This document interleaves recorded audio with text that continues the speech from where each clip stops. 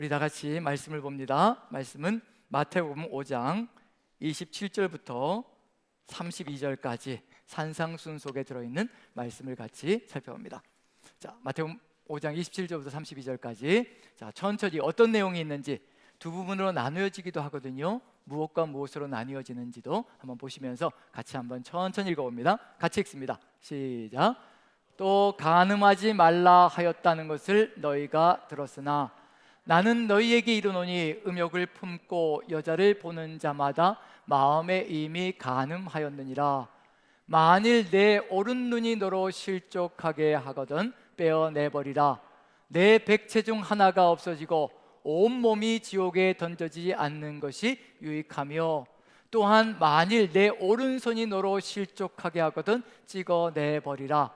내 백체 중 하나가 없어지고 온몸이 지옥에 던져지지 않는 것이 유익하니라. 그 다음 두 번째 파트입니다. 31, 32 같이 읽습니다. 시작. 또 일러스되 누구든지 아내를 버리려거든 이혼 증서를 줄 것이라 하였으나 나는 너희에게 이르노니 누구든지 음행한 이유 없이 아내를 버리면 이는 그로 간음하게 하며, 또 누구든지 버림받은 여자에게 장가드는 자도 간음함이니라. 아멘, 아멘. 예, 가정의 달 5월달인데 마지막 주인데 이게 무슨 또 간음과 이혼에 대해서 가정의 달을 마무리 지어야 되는지 모르겠지만요, 이 내용 속에서 하나님께서 우리에게 뜻하시는 것이 무엇인지 같이 한번 나누면 참 좋을 듯 합니다. 지금 우리는요, 더 나은 의, 너희가 서기관과 바리새인보다 더 나은 의를 살아가지 않으면 결코 천국에 들어가지 못하리라, 그 내용 속에 포함되어져 있는 내용입니다. 더 나은 의 속에 들어가 있는 거거든요. 간음과 이혼에 대한 이야기도 그와 같은 시선으로, 시각으로 읽어간다면 우리에게도 의미가 있는 시간이 되지 않을까라는 기대를 가져봅니다. 더 나은 의를 살아가는 것, 그것이 어디에 있는가, 이제 저번 주에도 나누었고요, 오늘도 연결시켜서 같이 가야 될 부분입니다. 자, 오늘 제목은 본래는 또 원래는이라는 것과 같은 의미가 되겠죠. 우리 주님께서 우리에게 더 나은 의를 살아가길 간절히 소망하시며 성령께서 함께 하시며 그것을 또 이루어갈 수 있도록 지켜가시며 이끌어 가시는 것, 그것은 본래 하나님께서 꿈꾸셨던 것, 원래 하나님께서 계획하셨던 것, 그것을 이루고자 하시는 간절한 소망이 있다는 것, 우리도 본래 원래가 무엇인지 그것도 한번 본다면요, 하나님의 그 꿈이 우리의 또 꿈이 되지 않을까라는 기대를 가져봅니다. 자, 가정의 달이고요. 이 가정이라는 것이 얼마나 소중한 것인가, 그건 이미 이제 우리는 깨달아가고 있습니다. 가정은 가장 작은 공동체이면서 그 가정 공동체가 서게 되면 우리 남산 공동체도 든든하게 서나갑니다. 근데 그 가정 공동체가 깨어지고 무너지기 시작하면요, 우리 남산교회도 흩어지고 깨어질 수밖에 없습니다. 가정 공동체는 모든 공동체의 기초가 되기 때문에 그렇습니다. 가정들이 다 흩어지면 교회도 흩어지고요, 세상도 흩어지는 거거든요. 그런 점에서 가정의 부부가 하나 되어진다는 것, 그리고 부부로 인하여서 자녀들까지 하나 되어진다는 것, 그것이 얼마나 소중한 의미를 가지고 있는지 그걸 이제 하나님은 끊임없이 우리에게 알려주시고 계시는 중입니다. 왜냐하면요, 인류 역사는 우리가 역사 시간에 한국사 시간도 그렇고요, 세계사 시간도 그렇고요, 역사를 배우면요, 무엇부터 시작하느냐 하면요, 문명사부터 시작합니다. 뭐 이게 석기 시대, 또 그 다음에 청동기 시대, 그 다음에 또 철기 시대, 이렇게 해서 문명사부터 시작합니다. 그런데 하나님의 말씀인 성경, 하나님의 역사는요, 무엇부터 시작하느냐 하면 가정으로부터 출발합니다. 아담과 하와라는 한 가정으로부터, 아브라함과 사라라는 가정으로부터, 이렇게 하나님께서는 끊임없이 가정을 불러내십니다. 부부를 불러내시는 거예요. 그게 뭐냐면요, 부부가 모든 공동체의 시작이고 역사의 시작이며 인류사의 시작이라는 것을 보여주고 있는 중입니다. 그 정도로 가정은 소중한 의미를 가지고 있습니다. 그 부부가 깨어지는 그 순간에 인류가 파괴되어 버리는 그런 안타까운 역사가 펼쳐지는 것도 이미 하나님의 말씀을 통해서 우리에게 보여주고 있습니다. 그런데 이 시대가 이혼율이 점점 높아가고 있습니다. 가정이 깨어지고 있다는 얘기거든요. 이혼율이 점점 높아가면서 우리 한국의 OECD 국가 중에서 이혼율이 가장 높아지고 있는 안타까운 현실이 보여지고 있습니다. 거기에 덧붙여서 또 황혼 이혼이 요즘은 또 급증하고 있습니다. 우리는 그래도 자식에 대한 그런 애착들이 있어가지고요, 자식들이 자라서 스스로 독립해서 살아가기 전까지는 어떻게든지 견디면서 이렇게 살아가려고 부부가 애를 씁니다. 그러다 보니까 60대 이후로 무슨 일이 벌어지냐면 황혼 이혼이 급증하고 있습니다. 2배 이상으로 지금 불어나고 있거든요, 황혼이혼 자체가. 그리고 또 황혼이 되어서 이혼은 하지 않더라도 또 우리 이제 서로 신경 쓰지 말고 신경 끄고 살자, 그게 뭔가요? 못 들어보셨나요? 저만 이렇게 은혜 없는 말을 쏟아붓고 있는 중인가요? 예, 조론이라고 들어보시나요? 조론? 결혼을 졸업했다. 이제 우리 졸업했다. 이혼은 하지 않지만 우리 서로 졸업하고 서로 남남으로 이렇게 남남처럼 좀 간섭하지 말고 이제 살아가자. 조론도 늘어나기 시작합니다. 이게 다 무슨 의미가 되겠습니까? 가정이 파괴되어져 가고 있다는 것을 얘기하고 있는 중이거든요. 그래서 이게 인구보건복지협회에서 어떤 조사를 했냐면요, 설문조사를 하나 했습니다. 어떤 설문조사냐면요, 아내와 남편들에게 다시 태어나도 지금 남편과 지금 아내와 같이 살겠습니까? 라고, 결혼해서 살겠습니까? 라는 질문을 주어봤습니다. 어떤 결론이 나왔을까요? 우리는 다시 태어나도 어떻게 할까요? 지금 옆에 있는 아내와 남편과 같이 살아가는 거죠. 손을 들라고 하면 이게 상당히 버거운 일이 벌어질 것 같아서 손을 들라고는 하지 않겠지만요, 어쨌든 우리는 제 결심은 그렇습니다. 천국 가서 영원히 살 때에도 제 아내와 함께 영원히 살겠다라고 끊임없이 이렇게 공수표를 남발하고 살아가고 있거든요. 어찌하든지 이 인생길, 육신을 입고 살아가는 이 인생길 어떻게든지 좀 편하게 살려고 이제 그런 공수표를 남발할 때가 있는데, 어찌되었든 질문을 했는데 어떤 응답을 하냐면 남성들의 45%가 지금 현재 같이 살고 있는 배우자와 꼭 같이 만나서 결혼하고 싶다. 남성들은 45%가 그렇게 응답했습니다. 그런데 우리 여성들은 어떨까요? 여성들은 거기에 대해서 19%가 그렇게 하겠다고 응답했습니다. 이게 온도차가 있는 거죠, 남성과 여성이. 아직도 어떤 세상이라는 것을 느껴볼 수 있냐면요, 남성 중심의 세상이 아직도 무너지지 않았다는 거. 21세기에도 아직 남성 중심의 세상이거든요. 그런데 예수님 당시와 모세를 통해서 하나님께서 법을 주실 때 그때 상황을 생각해 보십시오. 그때는 여성이라는 존재는 말 그대로 물건 취급을 받고 사고 파는 그런 것까지도 이루어졌던 시절이거든요. 그 당시에는 어느 정도로 고통스러운 시절이었을까? 그걸 한번 생각해 본다면, 우리 시절이 이렇게 좋아졌다고 하는데도 남자들은 45%가 이 아내와 같이 다시 태어나도 살겠다. 상당히 뭔가 흡족한 거죠, 자신의 삶 속에. 그렇지만 여성분들은 19%라는 얘기는 아직도 여성분들은 분만족한 것이 많다는 것을 보여주고 있는 중입니다. 그럼 이런 것들이 남성도 45%면 절반도 안 된다는 얘기고요, 여성은 거의 이건 말 그대로 바닥인 거죠, 그 통계 자체가. 그런 점에서 불만이 많이 있다는 얘기는 무슨 삶이 이루어질 수 있다는 얘기냐면요, 다른 곳을 바라볼 수 있는 눈이 갈 수가 있다는 겁니다. 다른 남자를 바라볼 수 있고 다른 여자를 바라볼 수 있다는 얘기거든요. 나에게 만족을 줄 수 있는, 나에게 기쁨을 줄 수 있는 쪽으로 눈이 돌아갈 수 있다는 겁니다. 그러다 보면 간음 사건이 벌어질 수가 있고요, 불륜이 벌어질 수가 있고요, 불륜이 벌어지면 또 어떤 일이 벌어질 것인가? 당연히 순서적으로 이혼 사건으로 갈 수 있지 않을까라는 생각을 가져봅니다. 예수님의 이 말씀도요, 산상수훈 속에 두 가지가 연결되어 있습니다. 간음이라는 것에 대해서 다루시고 나서요, 그 다음에 이혼이라는 것을 연결시켜서 하나로 조합된 것으로 다루어가고 계시거든요. 그런데 이것이 어떤 의미를 가지고 있는 것일까? 예수님께서는 정말 이런 것을 통해서 간음과 이혼을 이루어가는 세상을 만들어가길 소망하실까? 이젠 교회 안에서도요, 이혼이라는 단어를 사용하기 상당히 버거운 세상이 되었습니다. 왜냐하면 교회 안에도 이혼하신 분들이 꽤 있으시거든요. 그런 점에서 쉽게 이야기할 수 있는 부분은 아니지만 하나님의 말씀을 통해서 이게 정말 하나님께서, 우리 구주 예수 그리스도께서 원하시고 뜻하시는 마음이 무엇인가, 그걸 우리는 찾아가야 되기 때문에요, 혹여 이혼하신 분이 계시더라도 하나님의 이 마음을 같이 만나 걸어간다면 이제 하나님의 뜻을 받들어 소명자로 나아갈 수 있을 것이라는 거, 우리는 더욱더 그 길을 찾아가는 것이 우리의 바람이고 우리의 또 걸어가야 될 길이라고 생각되어집니다. 자, 이제 세상이 어떤 모습을 보여주고 있냐면요, 세상이 이 간음 사건이 벌어지면 이제 이혼 사건으로 연결되어자는 것, 그게 자연스럽게 세상 속에서는 그대로 이루어지고 있습니다. 우리가 살아가는 현실 세계 속에서는요, 그게 이루어지고 있거든요. 첫 번째 이혼 사유가 뭐냐면요, 이혼 사유가 바로 불륜에 관한 것입니다. 불륜으로 인해서 이루어질 수 있다는 것. 그래서 민법 840조를 살펴봤습니다. 거기에 6가지의 이혼 사유가 들어가 있습니다, 민법적으로요. 그래서 그걸 보시면 이게 바로 우리가 살아가는 세상의 모습이다라고 생각하면, 예수님께서 산상수훈 속에서 간음과 이혼에 관한 이 내용을 가지고 하나님의 법으로 주신 이유는 무엇일까? 이것을 완성시켜서 주시는 이유는 무엇일까? 그것도 한번 생각해 볼 수 있지 않을까 싶습니다. 같이 한번 보시죠. 민법 840조. 네, 한번 봅니다. 840조 같이 보시면요, 헌법 제 840조인데요, 민법 제 840조인데요, 어떤 내용이 들어가 있는지 한번 천천히 살펴봅니다. 같이 읽습니다. 시작. 배우자에게 부정한 행위가 있었을 때, 배우자가 악의로 다른 일방을 유기한 때, 배우자 또는 그 직계존속으로부터 심히 부당한 대우를 받았을 때, 자기의 직계존속이 배우자로부터 심히 부당한 대우를 받았을 때, 배우자의 생사가 3년 이상 불분명하지 아니한 때, 기타 혼인을 계속하기 어려운 중대한 사유가 있을 때, 이렇게 6가지 항목이 들어가 있습니다. 물론 첫 번째는 뭐냐면요, 불륜에 대한 내용이 첫 번째로 자리하고 있습니다. 그 불륜이 이혼 사유로 가장 강력하게 자리 잡고 있다는 거. 그 다음에 1번부터 5번까지는 그런대로 이해가 되는 항목들이라고 볼 수가 있는데요, 6번도 포함되어져 있습니다. 6번은 기타 혼인을 계속하기 어려운 중대한 사유가 있을 때, 수많은 다른 사항들도 뭐가 될 수 있다는 것을 얘기하고 있는 중이냐면요, 이혼 사유로 가져갈 수 있다는 것을 얘기하고 있는 중입니다. 자, 이 내용이 무슨 얘기일까?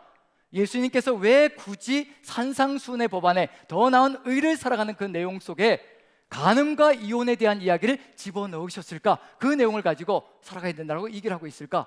지금 우리가 살아가는 세상이 바로 이런 분리의 벽을 치고 살아가는 세상이라는 얘기거든요. 이런 세상을 그대로 좌시하고 살아가는 것이 우리 그리스도인의 삶의 길이 아니라, 이런 세상에 들어가서 소금이 되고 빛이 되어야 되는 것이 바로 우리의 삶이라는 것을 알려주기 위해서 우리가 회복해 나가야 될 것이 무엇인가? 바로 예수 그리스도의 십자가의 보혈의 공로로 우리가 회복해 나가야 될 더 나은 의가 무엇인가를 깨닫게 만들어주시고, 그 더 나은 의를 살아가는 그 삶을 통해서요, 세상 속에 들어가서 이러한 세상을 하나님의 땅으로 아름답게 변화시켜 나가는 것이 우리의 사명이라는 것을 알려주시고 계시는 중입니다. 예수님께서 그 간음과 이혼에 대한 법을 주셨을 때, 간음 사건이 벌어지면 이렇게 이혼 사건이 벌어진다, 이런 내용을 알려주시기 위해서 이 두 가지를 연결시켜서 주시는 것이 아니라, 이 사건을 방지할 수 있는 길이 어디에 있을 것인가, 우리에게 그걸 알려주고 있는 중입니다. 그럼 이제 첫 번째부터 봐야 될 게 뭐냐면요, 이제 간음 사건이 벌어지지 않을 수 있는 길이 어디에 있을 것인가. 그게 벌어지지 않으면요, 그 다음에 무엇으로 나가지 않을 수 있냐면요, 이혼 사건으로 나가지 않을 수가 있습니다. 그런데 이혼 사건에 지금 예수님께서 법을 주실 때 어떤 이유로만 이혼이 된다라고 얘기하시는지 그걸 보셔야 될 필요가 있습니다. 어떤 이유로만 된다라고 얘기하셨냐면 한번 보여주시죠. 첫 번째, 우리가 오늘 읽었던 본문의 말씀 두 번째 것을 보여주시면요, 먼저 두 번째 것을 보여주시죠. 네, 31절 32절 보시면요, 이렇게 예수님께서 이혼 사유는 이것밖에 없다라고 얘기해 주셨습니다. 같이 한번 읽어보죠. 시작. 또 일러스되 누구든지 아내를 버리려거든 이혼 증서를 줄 것이라 하였으나 나는 너희에게 이르노니 누구든지 음행한 이유 없이 아내를 버리면 이는 그를 간음하게 하며 또 누구든지 버림받은 여자에게 장가드는 자도 간음함이니라. 무엇이 없이는 이혼해서는 안 된다라고 얘기, 굉장히 강력한 겁니다. 음행의, 불륜의 이유 없이는 절대로 이혼의 사유가 되어서는 안 된다라고 얘기하고 계시거든요. 그럼 불륜의 이유가 있으면, 음행이 있으면 이혼해도 된다, 그걸 얘기하시려고 하시는 게 절대 아니라는 겁니다. 어디를 봐야 분명하게 알 수 있냐면요, 전반부의 간음 사건에 대한 것을 이야기하는 것을 분명하게 이해하면요, 여기로 넘어가지 않을 수 있는 길, 음행으로 넘어가지 않을 수 있는 길이 바로 거기에 있다는 것을 우리에게 먼저 알려주시는 겁니다. 우리 그리스도인이 그것만 바르게 살아가면요, 이 다음 단계, 이혼으로 넘어가지 않는 단계가 된다는 것을 우리에게 알려주시기 위해서 이 말씀을 주시고 계시는 중입니다. 불륜이 있으면 이혼하라, 이런 얘기를 하려고 하시는 게 아니거든요. 예수님께서는 하나님께서 뜻하시는 그 아름다운 세상을 이 땅에 이루시기 위해서 십자가를 지신 겁니다.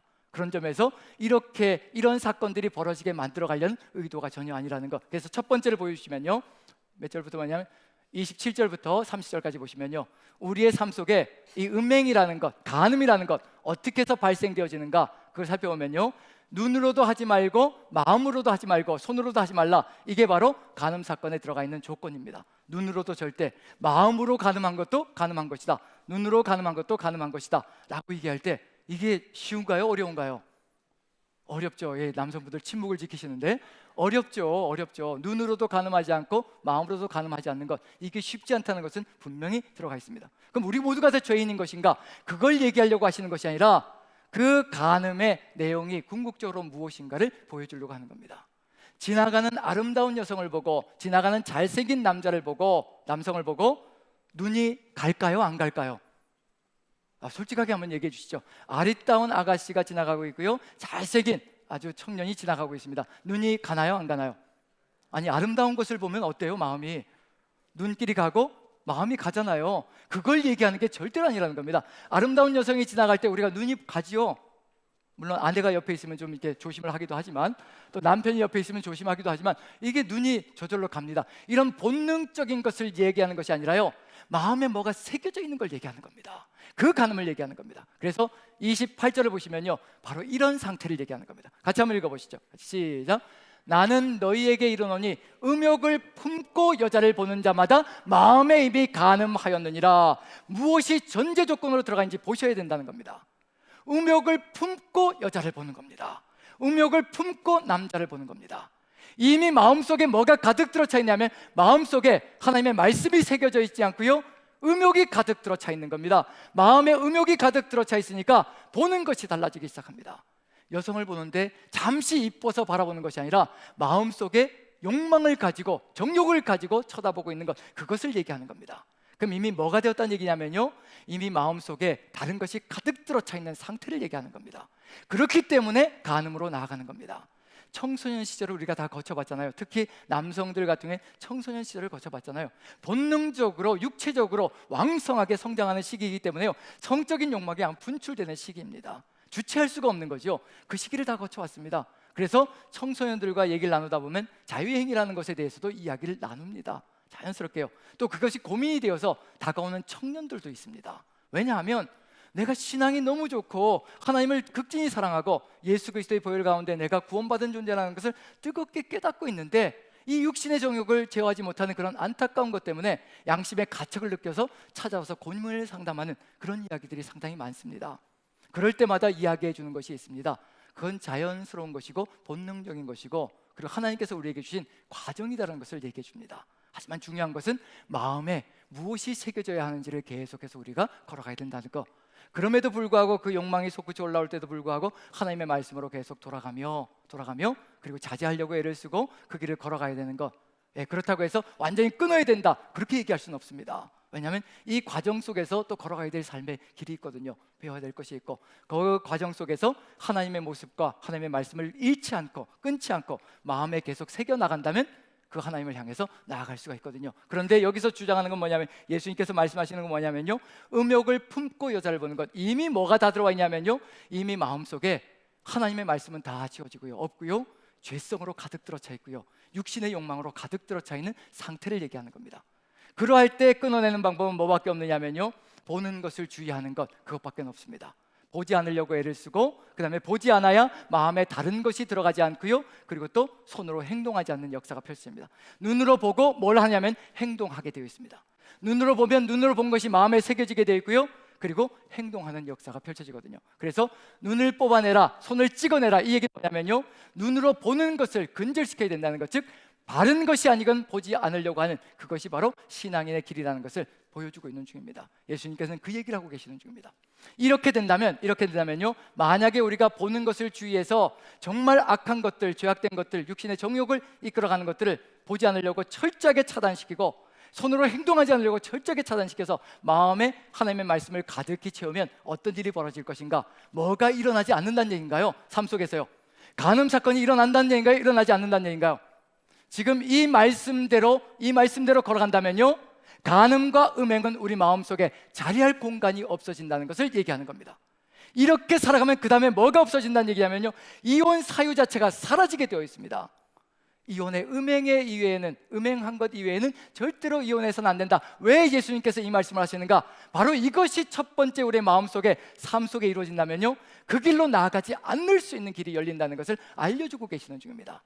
이러한 것이 이루어질 때 간음 사건도 이혼 사건도 사라짐으로 말미암아 하나님의 역사가 세상 속으로 들어가는 놀라운 역사가 펼쳐질 것이라는 거, 그걸 보여주고 있는 중이거든요. 그런데 우리의 마음은 완악하기 그지없고요, 죄성으로 가득 들어차 있을 때가 참 많습니다. 거기에 무너질 때가 많습니다. 분명히 하나님의 말씀을 가지고도 우리는 우리의 마음대로 해석해서 우리가 원하는 것을 이루어갈 수가 있습니다. 그게 누가 했던 일이냐면요, 그 당시에 예수님 당시에 서기관과 바리새인들이 했던 일 속에 포함되어집니다. 자, 하나님께서 모세를 통해서 주신 법 속에 이혼에 관한 법이 들어가 있을까요? 없을까요? 이혼할 수 있다라고 하셨을까요? 이혼할 수 없다라고 하셨을까요? 보신 적이 없나요? 네, 그럼 이제 한번 읽어봅니다. 신명기 24장입니다. 24장, 신명기 24장 1절 2절을 보시면요, 모세를 통해서 하나님께서 이 법을 주셨습니다. 이게 참 이상하죠. 어떻게 이런 법을 주실 수 있을까라는 생각이 드는데 같이 한번 읽어봅니다. 신명기 24장 1, 2절 같이 시작. 사람이 아내를 맞이하여 데려온 후에 그에게 수치되는 일이 있음을 발견하고 그를 기뻐하지 아니하면 이혼 증서를 써서 그의 손에 주고 그를 자기 집에서 내보낼 것이요, 그 여자는 그의 집에서 나가서 다른 사람의 아내가 되려니와. 하나님의 말씀이라면, 하나님께서, 그 전능하신 하나님, 긍휼과 자비의 하나님께서 주신 말씀이라면, 법이라면 이혼에 관한 것이 없어야 하는데 이 이혼에 관한 법이 들어가 있습니다. 버릴 수 있다고, 내보낼 수 있다고 되어 있습니다. 그런데 반드시 이혼 증서를 써서 내보내야 된다라고 얘기를 하고 있습니다. 그럼 여기서 이제 해석해야 될 것이 한 가지 있습니다. 뭐를 해석해야 되냐면, 수치되는 일이 있을 때, 수치되는 일을 발견했을 때라고 되어져 있습니다. 그럼 이제 이 수치되는 일을 어떻게 해석할 것인가? 히브리어 원어는요, 에르와트 다바르라고 되어 있습니다. 에르와트는 벌거벗은 것, 그 다음에 치욕적인 것, 그 다음에 추행, 이런 의미가 들어가 있고요, 다바르는 일이라는 것, 사건이라는 그런 의미가 들어가 있습니다. 그럼 결국 벌거벗은 사건, 벌거벗은 것, 그 다음에 추한 사건, 추한 일, 이런 것들이 들어가 있거든요. 추행이 들어가 있는 거죠. 이걸 이제 어떻게 해석할 것인가에 따라서 완전히 다른 길을 걸어갈 수가 있습니다. 여기서 분명히 하나님께서 주신 말씀은 뭐냐면요, 지금 이 당시가 누가 모든 주축 세력이 되어서 세상을 이끌고 나가는 시대냐면요, 남성 중심의 시대입니다. 남성이 모든 것을 좌지우지하는 시절이었습니다. 그런데 그 남성이 주축이 되어서 마음에 들지 않는다고 아내를 버리게 된다면 이 여성들의 인권은 어떻게 될 것인가? 여성들은요, 나가서 살아갈 수 없는 삶이 되어버립니다. 처절한 삶이 되는 거죠. 그래서 하나님께서 주신 법은 뭐냐면요, 이혼 증서를 써서 내보내야 된다. 그래야 이 이혼 증서를 가지고 있기 때문에 다른 남자와 만나서 결혼할 수 있게 되기 때문에, 그래서 이혼 증서를 써서 내보내야 된다. 마음에 들지 않을 때 그렇게 해야 된다. 이건 누구의 인권을 보호하기 위한 거냐면요, 그 당시에 여성의 인권이 너무도 바닥을 치고 있었기 때문에 여성들을 보호하기 위한 법이거든요. 그런데 이걸 남성들이 자기중심적으로, 자기 생각 중심으로 해석하기 시작하면요, 문제가 발생되기 시작합니다. 이 수치되는 일을 어떻게 해석하냐에 따라서 완전히 다른 길을 걸어갈 수가 있습니다. 두 가지로 해석이 되어지는데요, 샴마의, 예수님 당시에 샴마의 학파와 힐렐 학파가 있었습니다. 율법을 해석하는 두 주류가 있는 거죠. 그런데 샴마의 학파는 문자적으로 해석합니다. 이 문자적인 것, 벌거벗은 것, 수치되는 일, 이걸 문자적으로 해석해서 성적인 음행인 것이다라고 해석해버립니다. 하지만 힐렐 학파는 이것을 비유적으로 해석해서 여러 가지 다른 사항으로 연결되어져 갈 수 있다. 그래서 다른 사항들까지 다 포함되는 거다. 왜냐하면 하나님께서 분명히 법을 주셨을 때 남자든 여자든 결혼한 상태에서 다른 결혼한 여자나 남자와 만나서 간음 사건이 벌어지면 돌로 쳐서 죽이라고 되어 있으니까, 여기에서 만약에 그 수치되는 일이 간음 사건이라고 얘기한다면 이미 돌로 쳐서 죽여야 되지, 이혼 증서를 써서 내보낼 일은 절대 아니라는 겁니다. 그렇기 때문에 다른 여러 가지 사건으로 해석되어질 수 있다는 것을 얘기하고 있는 중입니다. 자, 여러분들이 한번 힐렐 학파와 샴마의 학파를 볼 텐데요, 어느 쪽 해석이 더 마음에 드시는지, 특히 남성분들 한번 살펴보시면서 선택을 한번 해보시죠. 자, 그동안 쌓여왔던 모든 것들을 풀어내는 시간을 한번 가져보도록 하겠습니다. 자, 한번 샴마의 학파와 힐렐 학파 같이 한번 살펴봅니다. 자, 샴마의 학파는요, 수치되는 일을 오직 음행과 간음으로만 해석합니다. 문자적으로 해석해서요. 그래서 아합이 이세벨이라는 아내를 얻었는데 이방 여인일지라도 음행의 연고가 없다면 절대로 이혼할 수 없다라고 샴마의 학파는 강력하게 주장합니다. 그런데 힐렐 학파, 이게 그 당시에 주류였거든요. 이 힐렐 밑에 가말리엘이 있었고요, 가말리엘에게서 배운 사람이 바로 사도 바울입니다. 스승인 거죠. 그럼 사도 바울도 어느 학파에 속해 있는 건가요? 힐렐 학파의 율법 해석 속에 포함되어 있는 사람입니다. 자, 그런 점에서 한번 살펴보시죠. 자, 같이 한번 천천히 읽어볼까요? 어떤 것이 수치되는 일인지, 이혼 사유가 되는지 한번 같이 한번 천천히 읽어봅니다. 시작. 요리를 잘못해서 음식을 태웠을 때, 음식에 소금을 많이 쳐서 불쾌하게 하였을 때. 참 다양하죠. 그 다음에 세 번째 같이 읽습니다. 시작. 아내의 평범한 외모 혹은 더 아름다운 여자에게 반하게 되어 아내에게 관심이 없어졌을 때. 그 다음에 머리를 가리지 않고 공중 앞에 나갔을 때. 그 다음에 거리에서 다른 남자와 말할 때나 수다스러울 때. 그 다음에 남편 앞에서 시부모에게 무례할 때. 그 다음에 다투기 좋아한다든지 까다롭게 굴 때. 자, 여기 이제 이혼 사유 맞나요, 없나요? 예, 벌써 나 같으면 벌써 이제 끝났겠다라는 생각이 드시는데, 이렇게 수치되는 일을요 수없이 만들어내는 겁니다. 그리고 만약에 어떤 남자가 와서 이러이러한 것 때문에 나는 아내와 헤어지고 싶고 보내고 싶습니다 라는 이유만 되면요, 그 이유도 수치되는 일이라고 해석해서 적용해가지고 이혼할 수 있도록 모든 자격을 다 부여해 줍니다. 자, 우리 시대 어떤가요? 이 시대가 여성이 이렇게 바닥을 치는 시대였다면 요즘은 이제 여성들의 인권이 많이 올라갔지요. 요즘은 이제 60대 이상 되면요, 이사 갈 때 반드시 지켜야 될 철칙이 있습니다. 이사 갈 때 60대 이상 남자는요, 그 이삿짐 센터 그 차에 조수석에 반드시 앉아가지고 절대로 자리를 비우지 말아야 한다. 두고 갈 수 있기 때문에 절대로 비우면 안 된다. 그리고 아내가 등산 가자고 하면 절대 가지 말아야 한다. 깊은 산 속에 버리고 올 수도 있기 때문에. 그 다음에 해외여행 가자고 하면 절대 가지 말아야 한다. 해외에서 우리는 길도 못 찾기 때문에 여성분들은 길 찾고 집으로 돌아오지만 버려두면 집으로도 못 돌아올 수 있기 때문에, 어쨌든 이런 시대가 지금 우리 시대거든요. 이 시대는 남성들이 아마 이런 것을 고민해야 될 때가 아닌가. 그런데 저 시대는요, 여성들이 이와 같이 인권이 추락되어진 시대를 살아가고 있습니다. 하나님의 법이거든요. 하나님께서 법을 주신 것까지도 자기들의 육신의 욕망을 따라서 해석하고 적용하고 있다는 겁니다. 하나님께서 본래 뜻하셨던 것은 저게 아닌데 우리가 우리의 욕망을 실현시키기 위해서 하나님의 말씀까지도 저와 같이 변질시켜서 살아가고 있는 것이 서기관들과 바리새인들의 행태 속에 포함되어 있습니다. 이걸 따라가면 세상이 어떻게 될 것인가? 지금 이 모습들을 보면요, 지금 우리가 가지고 있는 이혼 사유, 형법 민법 제 840조에 들어가 있는 그 이혼 사유들과 다를 바가 전혀 없습니다. 세상의 모습과 전혀 다를 바가 없는 그런 것이 이 속에 그대로 포함되어져 있거든요. 이대로 살아가게 놔둔다면요 세상과 다를 바가 없습니다. 세상은 절대 변화되지 않을 겁니다. 우리 주님께서 이 땅에 오셔서 십자가 지시고 우리의 죄를 다 사해 주셨을 때 이런 세상을 기대하시고 이런 세상이 연결되어져서 21세기까지 이렇게 이혼 사유가 철저하게 차고 넘치는 이런 시대를 만들려고 우리 그리스도인들을 불러내신 것이 절대 아니라는 겁니다. 그런 세상을 바꾸시기 위해서 우리를 빛으로 부르셨고 소금으로 부르셨다는 얘기거든요. 그래서 이런 것들을 바꿔나가시려고 하는 철저한 하나님의 마음이 이 안에 들어가 있습니다. 그런데 우리의 마음은 어디를 향해서 나아가고 있는 중인가? 어느 쪽이 더 우리의 마음을 편안하게 만들어주고 우리가 더 따라가고 싶은 마음이 들까? 샴마의 학파의 해석이 아니라요, 예수님 당시에 주류로 따라갔던 것이 뭐냐면 힐렐 학파의 해석을 가지고 남성들 중심의 세상을 만들어가고 있는 중입니다. 서기관과 바리새인들이 바로 이런 세상을 만들어가고 있는 중이거든요. 그러니 예수님께서 이걸 어떻게 좌시할 수 있겠습니까? 그래서 그 법 속에, 산상순의 법 속에, 더 나은 의를 이야기하는 그 법 속에 왜 간음과 이혼에 대한 법을 넣으실 수밖에 없을까? 그 당시 주류로 돌아가는 이런 안타까운 현실들, 이게 바르게 열려지지 않는다면 하나님 나라도 없다는 것을 보셨기 때문일 겁니다. 그래서 지금 이와 같은 일들을 벌어가는 것이 무엇인지, 우리는 어떤 존재냐면요, 이 우리의 죄성은 하나님의 말씀까지도 내 마음에 편리하게 해석해서 이와 같은 일을 벌여가거든요. 그런데 왜 이 간음과 이혼, 이것을 연결시켜 가고 있을까? 간음하지 않는다라고, 하나님의 말씀대로 살아간다라고 얘기하면서 이렇게 법을 해석해가지고요 내 뜻을 이뤄가는 겁니다. 아내를 마구잡이로 버리면서요 내 육신의 욕망을 채워가는 겁니다. 법적으로 나는 간음하지 않았다라고 큰소리치면서 무엇을 채워가느냐면요, 자신의 육신의 욕망은 다 채워가고 있는 중입니다.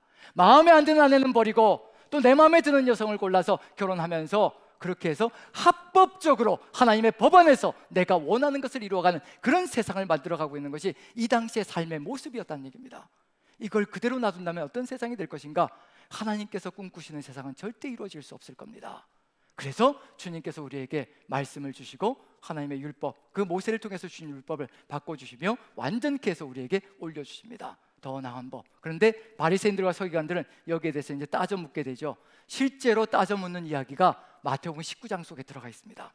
거기에서도 예수님께서 왜 이런 법을, 이렇게 산상순의 법을 지켜야 되는가, 그 이유가 거기에 들어가 있습니다. 왜 이렇게 하라는 건가? 음행의 이유 없이는 절대로 이혼해서는 안 된다라고 말씀해 주시며, 그 음행마저도 사라지게 만드는 세상이 어떤 것인가? 하나님의 말씀이 마음에 가득 채워질 때 마음속에 음란한 마음이 사라질 것이며, 그 음란한 마음이 사라질 때 공동체는 간음 사건이 아니라 서로 하나로 연합되어지는 역사가 펼쳐질 것이라, 그걸 알려주고 계신 중이거든요. 그런데 마태복음 19장을 보시면요, 바리새인들이 나와서 질문을 합니다.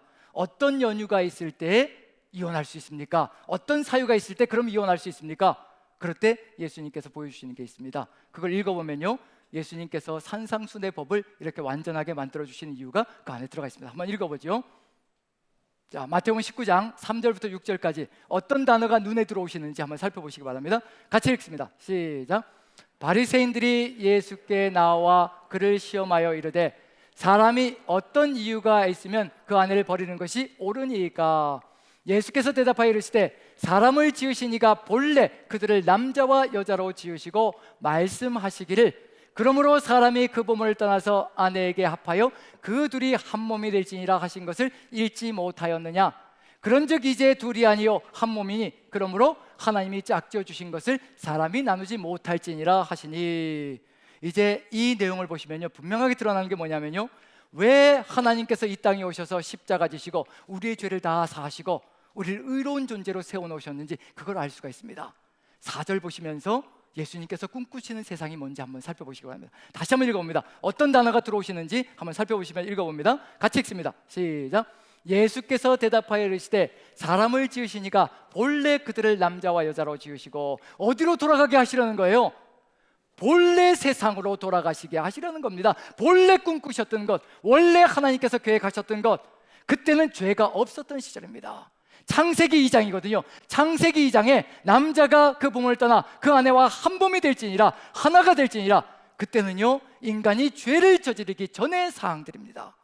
죄를 저지르기 전에는 남자와 여자가 결코 분리의 벽이 없이요 한 몸이 되어지는 역사가 펼쳐졌던 시절입니다. 본래는 그렇다는 겁니다. 그 세상을 이루시기 위해서 이 땅에 오셨고 우리를 위해서 십자가 지신 겁니다. 우리가 의로운 존재가 되었다는 건 뭐냐면요, 우리 안에 이제 분리벽이 사라지며 우리 부부가 하나 되어지고 연합되어서 한 몸이 되고, 이 한 몸이 된 부부들이 하나로 연합되어져서 남산교회 공동체가 하나 되는 역사가 펼쳐지는 것, 그게 바로 하나님께서 본래 꿈꾸셨고 이루기를 간절히 소망하셨다는 것, 그것을 이루시기 위해서 이 땅에 오셨다는 겁니다. 본래의 세상을 회복하시기 위해서, 본래 세상을 이루시기 위해서 이 땅에 오셔서 우리 위해 십자가 지셨다는 것. 자, 그렇다면 왜 모세를 통해서 그러한 이혼에 관한 법을 주셨을까? 그 이유도 분명하게 얘기해 주십니다. 거기도 똑같은 단어가 등장할 겁니다. 같이 한번 그 다음 절을 읽어봅니다. 7절 19장 7절 8절 9절 같이 한번 읽어봅니다. 같이 시작. 여짜오되 그러면 어찌하여 모세는 이혼 증서를 주어서 버리라 명하였나이까? 예수께서 이르시되 모세가 너희 마음의 완악함 때문에 아내 버림을 허락하였거니와 본래는 그렇지 아니하니라. 내가 너희에게 말하노니 누구든지 음행한 이후에 아내를 버리고 다른 데 장가드는 자는 간음함이니라. 음행한 연고 없이 아내를 버리고 다른 데 장가드는 것, 그것도 간음이라고 얘기했습니다. 무엇을 이루기 위한 것인가? 왜 모세를 통해서 그렇게 이혼법, 하나님이 정말 이혼을 원하시기 때문에 이혼법을 주시는 것인가? 절대 그게 아니라는 겁니다. 인간의 완악함 때문에 어쩔 수 없이 그 이혼법을 주실 수밖에 없었다는 겁니다. 선악과를 따먹은 이후에 인간이 원죄의 업보를 지고 있는 그 모든 상황 속에서 죄성이 우리를 지배하고 있을 때는요, 아무리 좋은 법, 예수님께서 산상순의 법을 주신다고 한다면요, 절대 지킬 수가 없습니다. 우리 하나님도 단계를 아시는 겁니다. 우리가 원죄의 그 죄성 가운데 거할 때 사단의 마수 속에 하나님과 원수가 되었던 그 삶 속에 살아갈 때는요, 산상순의 법은 절대 지킬 수가 없습니다. 그때는 주어도 아무 의미가 없습니다. 우리가 죄성을 가지고 있고 완악한 성품을 가지고 있을 때는 그것을 이루어가며 그 안에서도 하나님의 뜻을 찾아갈 수 있도록 만들어 가시는 것, 그래서 그 완악함으로 인하여 만약에 이혼하지 못한다라고 이야기한다면요, 수많은 처참한 일들이 벌어질 겁니다. 공동체 안에서요. 그렇기 때문에 어쩔 수 없이 잠시 동안 하나님께서 이 땅에 오셔서 우리의 죄를 다 사해 주시는 그날까지 잠시 살아갈 수 있는 그 법을 우리에게 허락하셨습니다. 하지만 그게 완전한 법은 아니고요, 우리가 영원히 살아가야 될 법은 아니라는 것을 알려주고 계시는 중입니다. 이제 우리에게 무엇이 이루어졌느냐 하면요, 예수 그리스도를 통해서 우리의 죄사함이 온전하게 십자가를 통해서 이루어졌습니다. 이제 우리는 어떤 세상을 만들어갈 수 있을 것인가? 완악함이 사라지는 세상입니다. 우리 안에서 보혜사 성령께서 우리 안에 함께 하심으로 우리의 삶이 예수 그리스도를 닮아가는 삶으로, 예수 그리스도로 옷 입고요, 우리가 예수 그리스도의 마음을 닮아가는 삶으로 나아가고 있는 중입니다. 그렇기 때문에 완악함이 사라져가기에 무엇으로 나아갈 수 있을 것인가? 이제 본래의 세상을 이루어갈 수 있는 것, 에덴 동산의 그 아름다움과 본래의 그 아름다움을 회복해 나가는 그런 천국을 이루어가는 역사가 우리에게 펼쳐질 수 있다는 것을 알려주고 계시는 중입니다. 지금 우리가 걸어가야 될 길은 무엇인가? 지금 우리 안에 반드시 필요한 것이 있다면요, 하나님께서 본래 뜻하셨던 그것이 무엇인가를 깨달아가는 겁니다. 구약의 율법을 통해서도 본래 하나님께서 원하셨던 건 무엇일까? 그것을 깨달아서 우리가 마음속에 하나님의 마음으로 하나님의 말씀을 해석하고 그리고 우리 마음의 새김으로 그 길을 걸어감으로 우리를 통하여서 하나님 나라가 아름답게 이루어지는 것, 그것을 지금 기대하고 계시며 본래 세상을 꿈꾸시고 계시는 것, 그 마음과 일치되어진다면요, 우리 부부들이 더욱더 하나로 연합되어질 것이며 우리 남산 공동체가 더욱더 하나로 결속되어져 세상 속으로 아름다운 사랑을 흘려보내는 놀라운 역사가 있을 줄로 믿습니다. 저와 여러분들 한 몸이 되어서요, 한 마음이 되어서요, 오직 하나님의 말씀과 예수 그리스도의 마음만 가슴에 가득히 세우고 이 세상을 아름답게 바꿔나가는 귀한 삶이 되기를 간절히 축원드립니다. 기도하겠습니다. 우리 같이 한번 기도했으면 좋겠습니다. 우리 마음속에 이 세상의 생각을 따라 살아갈 때가 참으로 많습니다. 세상의 생각을 따라 살아가는 것은 하나님의 말씀까지도 왜곡되게 내 욕심을 따라서 해석하는 그런 안타까운 일들이 벌어질 때가 있습니다. 이제 우리의 삶 속에서 하나님의 말씀을 아버지의 마음 그대로, 본래 품으셨던 그 뜻 그대로, 아버지께서 꿈꾸셨던 그것 그대로 우리가 하나님의 말씀을 이해하고 깨달아 그 말씀을 살아갈 수 있게 해달라고, 그래야 해서 우리가 살아가는 세상 속에 간음도 이혼도 사라져가는 그런 세상을 만들어갈 수 있게 해달라고 우리 같이 한번 한 목소리로 기도했으면 좋겠습니다. 다 같이 기도합니다.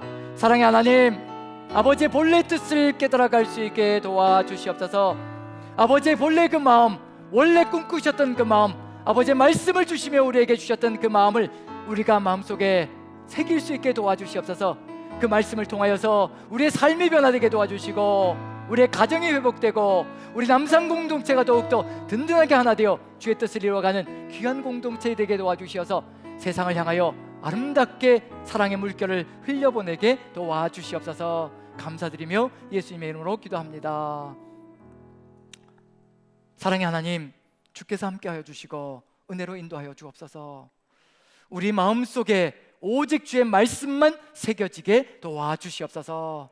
주께서 함께하여 주셔서 말씀이 아니고는 우리 마음판에 새겨지지 않게 도와주시고 눈으로 보는 것도 그리고 손으로 행하는 것도 모두 아버지의 뜻을 따라 본래 아버지께서 꿈꾸셨던 그러한 삶으로 나아가는 우리 모두가 되게 도와주시옵소서. 주의 성령께서 함께 하시고 이끌어 가실 줄로 믿고 우리 구주 예수 그리스도 귀하신 이름 받들어 감사하며 기도합나이다. 아멘.